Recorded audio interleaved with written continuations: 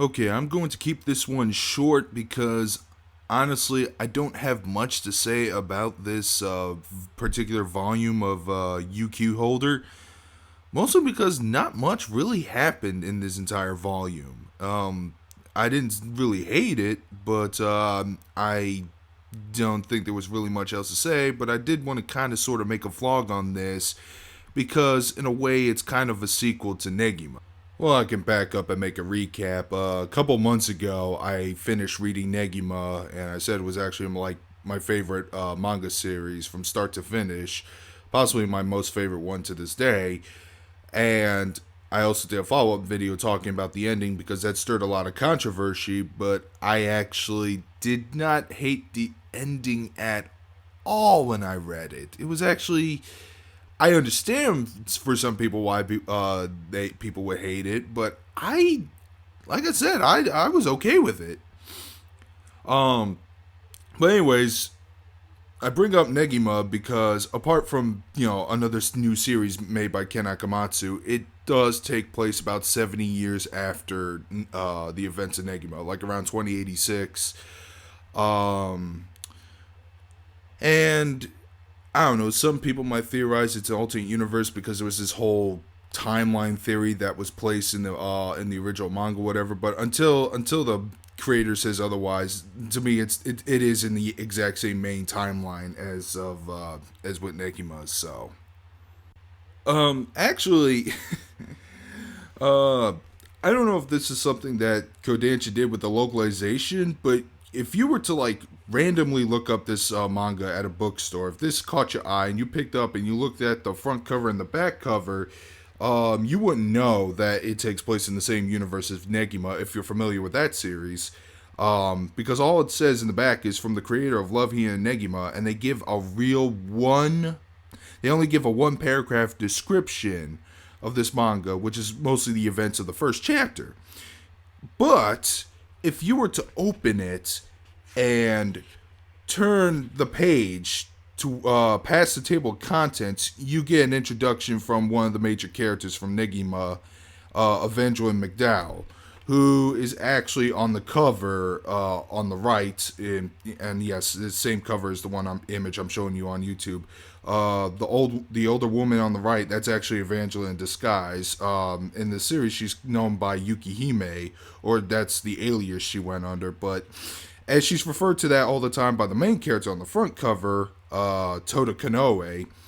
But to me, she will always be Evangeline. I get why she would go under the name Yukihime because ever since she got her freedom, well, in the first chapter, she was actually attacked by a bounty hunter, and her students and Toda's lives were at risk.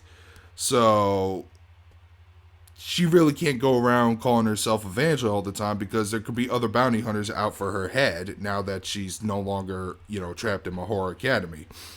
Um, like I said, not much really happens in this entire volume. Uh, Evangeline's identity is revealed.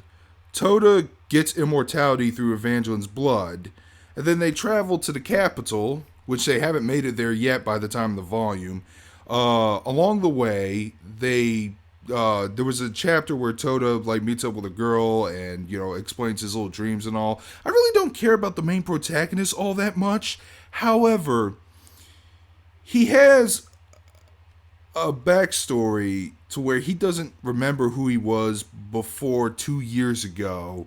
He thought his parents died in a car crash, but if you were to but they show a flashback from Evangeline's perspective that her parents, they got like freaking arrows on the back and they died possibly from an attack. I don't know if it came from her or someone else. And she took Toda in to raise him after Toda's parents died. So I'm actually wondering what happened with them. But other than that, really, Toda, yeah, he's a little too cheery and optimistic at the moment. Really shown an archetypical, nicey nice. But whatever, he might grow on me as I continue reading this, which I will. But Toda and Evangeline make their way to I'm assuming it's the orbital elevator that was established at the end of Negima.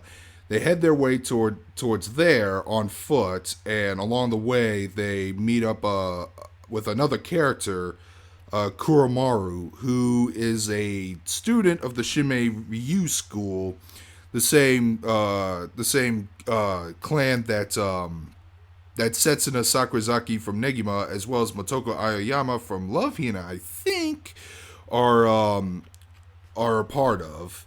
And this character's little running theme is that this character's genderly ambiguous. They haven't really said whether or not Kuromaru's a male or female. Some running gags there ensue with that. And then on their way, they meet up with a bunch of Yakuzas in black cars, and it turns out that Evangeline formed a group of immortals called the UQ Holder, and apparently each of them have a backstory how they obtained their immortality. Some of it's vampirism, some of it's turning themselves into an android. Other people were just cursed or misfortune, or apparently they die and they just come back.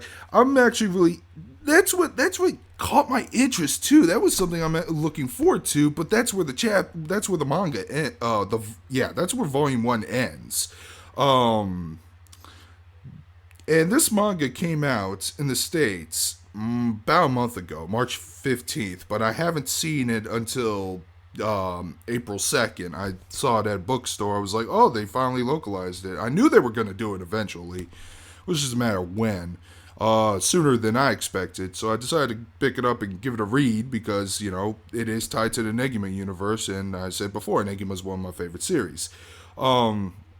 And really, like I said, I have nothing much else to say.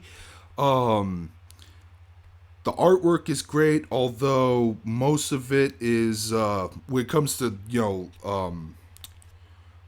to location, it's actually some of the dullest settings I've seen, especially if you were to compare it to Negima, where they had a really nice school, Mahora Academy, then the Mundus Magicus. Here it's just empty roads and rural terrain. And they actually explained that most of civilization, according to Evangeline, that it kind of went back to Roman times, to where the population kind of dwindled and most people moved to the capital. Let's see if I can pull that scene up. Let's see what she said. Hold on. I found it. This is what Evangeline says. Yes, Japan's population has been shrinking. A full quarter of the regions that were used in the country speak are now uninhabited. The land's infrastructure is in shambles, and not only here. All developed nations have gone the way of the Roman Empire.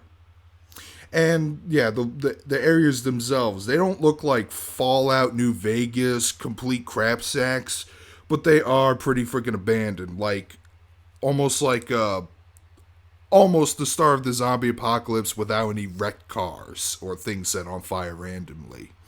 That's what most of the setting looks like. And they even mentioned it. They even went to a hot springs at one point. They said there were people there, but you don't even see background characters in that shot. You just see the three characters. Well, okay, never mind. I'm seeing a few characters here and there. Never mind. But that's only in the top panel. Let's see. Yeah, after that, it's just back to Toto Kuromaru and Evangeline. At the spa, because every anime needs one. But like I said, got not much else to say. I don't know if I could recommend this right away. Maybe if volume 2 is where things get good, and I say just pick up volume 1 with volume 2. But I gotta wait until I read that, and I might do a vlog about that too. Another thing I'm gonna mention before I close this video is that I actually really did like the first few pages of UQ Holder that has Evangeline narrates how much she hates her immortality. Because the page after that, the first page shows her on a chair and there's only one spotlight on her. And she's saying that she's been alive for 700 years and her mortality kind of sucks. But the next page after that, the next 2 pages, you actually see the cast at Negima on the top panel. In the center panel, it shows them, except they're all older. And then on the last panel, You see Evangeline walking by herself, and Chacha Zero is just sitting there abandoned. And it shows up to the next page where she's like walking towards a light with the new characters that are going to be introduced in this series right here. So that was a interesting way to open the series. It was actually pretty sad, really. I really do miss those characters. I still miss reading Negima. I wish it could go on a little longer. I don't know if it will. I mean, I've heard why he had to close it, and that sucks. This is why I don't like executive meddling in most stories. Let's just put it that way. So those are my thoughts on Yu-Gi-Oh! Holder. I'm definitely gonna keep reading it. I know there's probably people who already jumped the gun and read it online a few chapters ahead. And if you've done that, please, please, please, I'm being nice here. Don't spoil anything for me. I kind of like to read this with an open mind, and I usually do that by just waiting until it gets localized in America and just read the chapters from there. Alright, that's all I gotta say. Darkscream217 signing out.